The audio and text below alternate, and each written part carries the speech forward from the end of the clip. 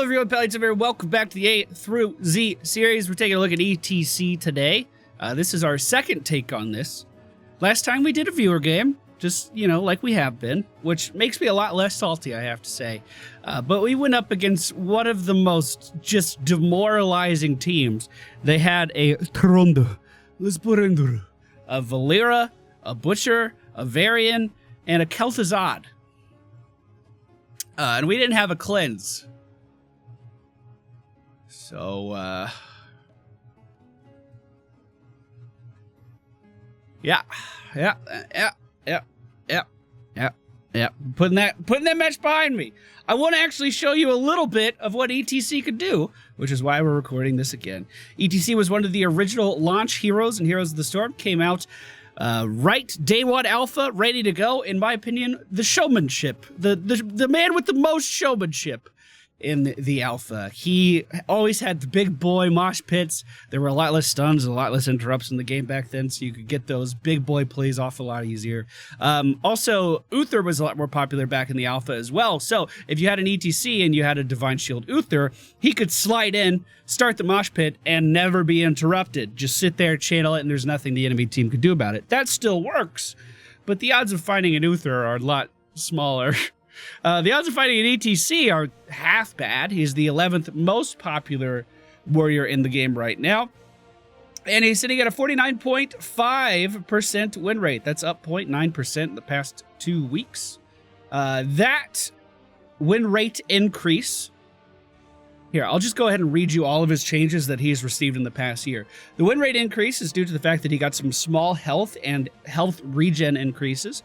He went from 2,180 HP to 2,250, and his health regen went from 4.54 to 4.69. The only other change he received in the past year was E.T.C's Mosh Pit sound effect will no longer continue to play if casting is interrupted after learning Torbus. So he's pretty much the same character as he was last year, is what I'm saying. Yeah. Not too much change, boys. All right, ladies and gentlemen, we find ourselves on the Towers of Doom today. Once again, this is our second attempt at this, so if you are keeping track of our win-loss and you want to count this as a loss, go right on ahead. I just want to make sure that I can show you guys enough about the character so you get an understanding. That's the most important part to me. God bless you, Pally. Less than three, keep it up. Keep it up? We are gonna go. I mean, do we want the physical armor? I don't really think so. I'm gonna go for Prog Rock. Easy. How dare you make me do math? We are going to become a healer after we pick up 20 regen globes. Now, Prog Rock has been in the game for quite some time, but it was not something that had a cap. So the more globes you picked up, the better you were at healing throughout the course of the game. Look at that peel, boys. Look at that peel. That's right. I'm a valuable member of this team. Might be able to pick up another kill here. We just need to be careful with the Garrosh being that close to his base. Don't want to deal with that. If you can stun, I can stuck. Look at this cocky ass motherfucker.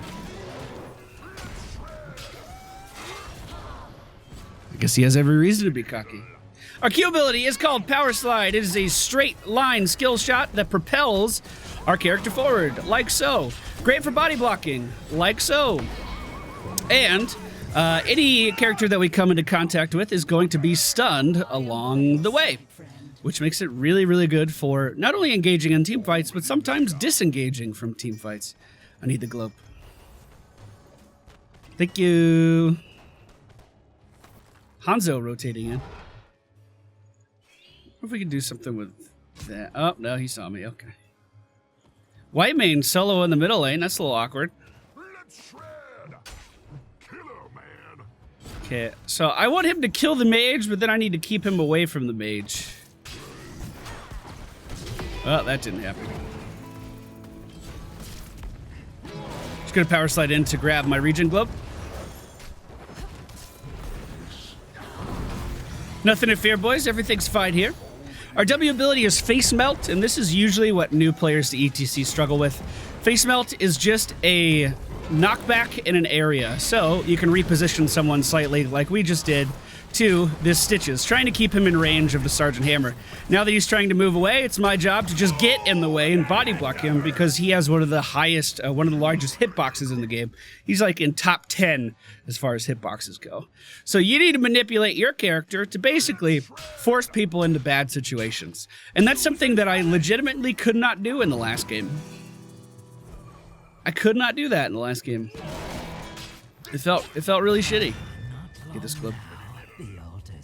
All right, our E ability is called Guitar Solo. This is going to give us some health back over time. Go ahead and interrupt that. Dodge the corruption. Dodge the hook. Dodge the corruption. Dodge everything. I'm a madman. I'm a madman. Get a little low on mana though. I'm just trying to anchor here for someone else to channel this, so hopefully they can. Finally, the altars are ready. Capture them, heroes, and be quick about it. All right, easy. Rotating down now to help out our hammer versus this Garrosh. Grabbing these globes. The Raven Lord will fall. Using Power Slide for that was probably a mistake, technically, but it wasn't a mistake that we were punished for.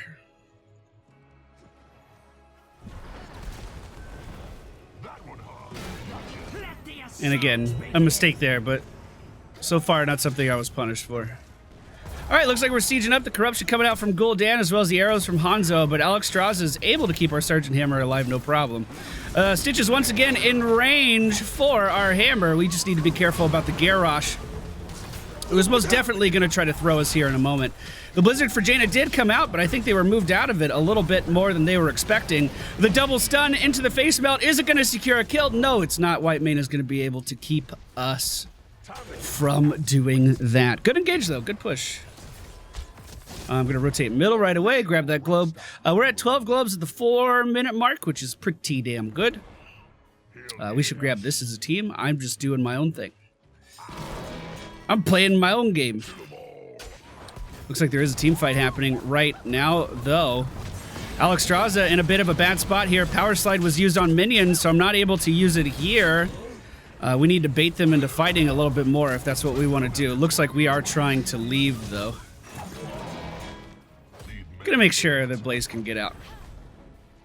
Hey, 2 more globes. Oh, it was a hook, I see. Oh, no worries, no worries. The enemy team slightly ahead on XP. I think they're doing a little bit better job of soaking compared to us, but we are, you know, we're keeping up okay. They are going to be level 7 going into this next objective, so we need to try to grab that as well. Jaina could clear bottom if we could. Uh-oh. If we could soak mid, I'll soak top. We'll be able to catch up, no problem. It's only a single tower this time, so that's going to be pretty good. I'm just gonna start. Capture the altars, and we shall deal the Raven Lord a grievous blow. Hopefully the team's coming down. They are. Choose a talent. She's super out of position. Good follow-up. Beautiful. We have a good body block on him, too. I can power slide in just a moment. Beautiful. And we got the channel, no problem. So we want to steal their camp now that they stole ours. We do need to be worried about the Stitches hooks, so I'm going to try to position where I think Stitches is going to be, which is right here. Knocking that guy back into a blizzard. I'm going to go for Hammer On, because I think this team is going to let me beat the shit out of him. I went for this talent last game too, but I didn't get any value out of it. I wasn't actually able to fight anyone. It sucked. All right. Hammer is in range for a moment, but it looks like she'll be fine. We're at 16 globes at the 6-minute mark. Losing a bit of momentum in that regard. Gul'dan pushing top for free. We're going to be able to get out of here, no problem. Our trait on E.T.C is whenever we use an ability, we gain 20 armor. So we're able to kind of chain armor on our character in times of need, like right now. So when we need to get away, we can cast our W just for the armor. We can cast our E just for the armor. But that doesn't stack, so you need to make sure that you're spacing your abilities out enough to actually use that benefit for a long period of time in a fight. The enemy team still pulling ahead on XP slowly but surely, even though we got those towers in the bottom lane. 2 more globes. 2 more globes. We got a kill on Gul'dan up top, it looks like. Yes, Let the altars rise. Trying to stop the Stitches from moving out too far here. Doesn't look like I'm really going to be able to do that. But if he pulls our hammer back in and just stands there and fights him, then I have a little bit more time. Good, Alex draws a heal here. Good face melts, if I do say so myself. A little too aggressive right as the objective was going up, though. Once again, my fault there. I thought we were going to be able to get that kill. I really did. I wanted to trade for it. Looks like we were able to channel top right, no problem. The enemy team taking their top left. They have 1, 2, 3, 4 potential interrupts for the mosh pit.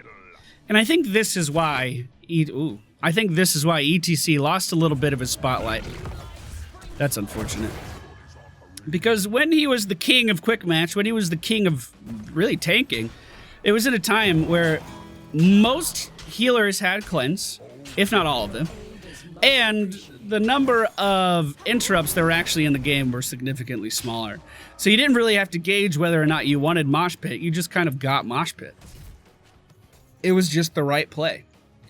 So I think we are going to have to go for stage dive, unfortunately. I do love mosh. Mosh is my favorite. I would much rather mosh any day of the week. Hey, it's Solid Jake Gaga.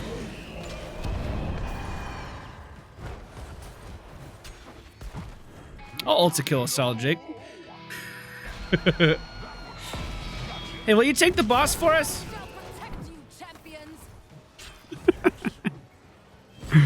Let's just make bad plays. Let's just make some bad plays, boys. I'll knock back so I can heal for a minute. You're fine, you're fine, you're fine.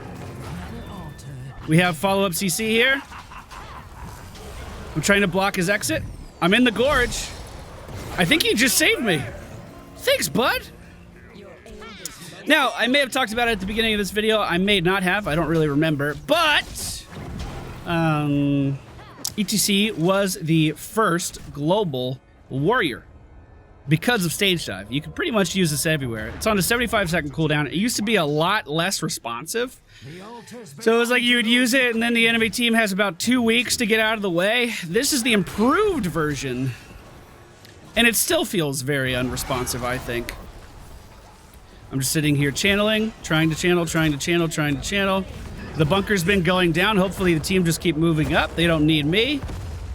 And we're going to get this one, no problem. Now I'm going to stage dive right here. Alright.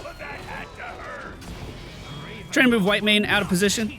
She's not being focused at the moment. That's fine. Alright. And we're going to be able to use our guitar solo to heal up just fine.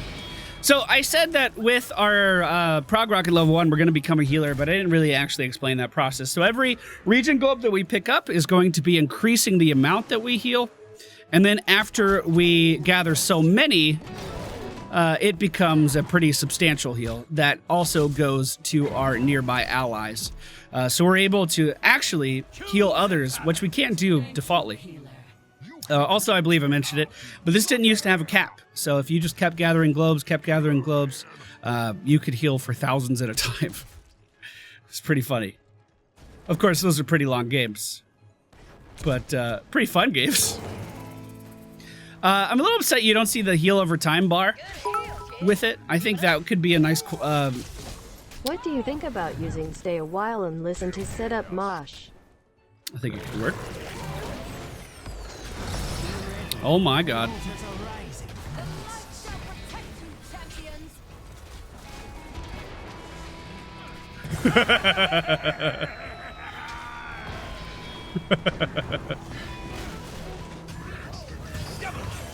All right, let's get out of here. How's the rest of this going? Oh, not too well. Not too well.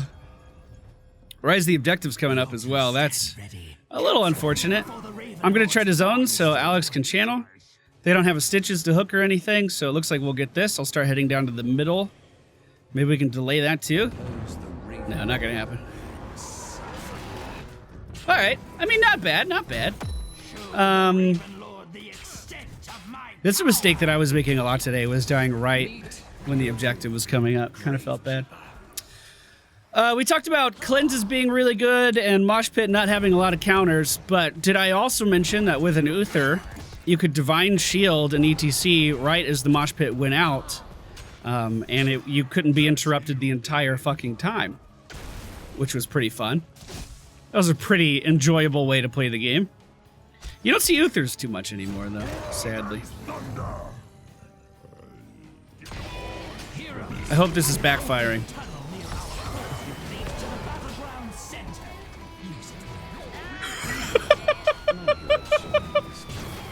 Yeah, boys! Yeah! Oh, you motherfucker.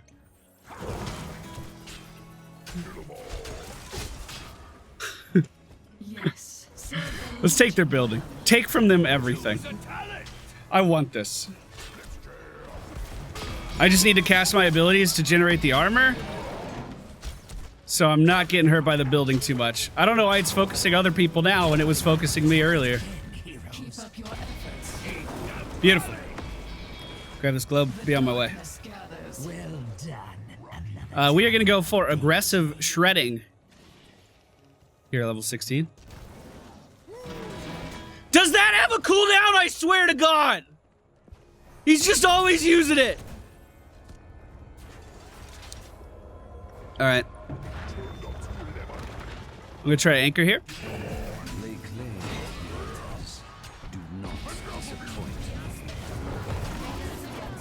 Are we channeling? We are. I'm gorged. Yeah, I'll just go grab that bottom objective. Yes, heroes, activate the towers.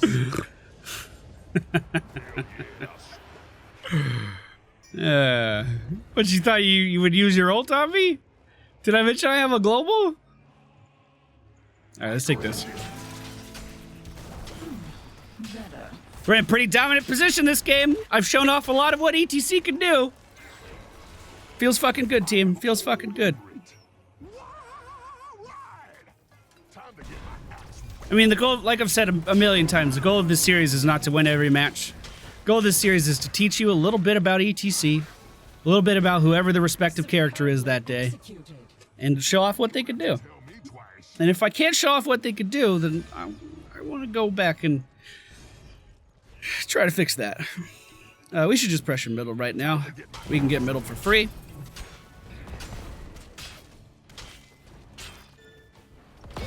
Here's the armor. Here's a heal.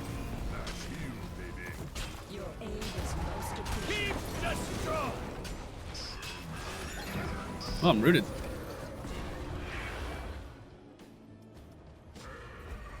Careful. I was baiting the hook, so they didn't have to. If we can get top, we win. They're probably going to be able to take bottom back by then, but we're still in a pretty good position. We're actually really good at tanking towers with this armor. Your enemies destroyed a key. All right. They're retaking middle right now.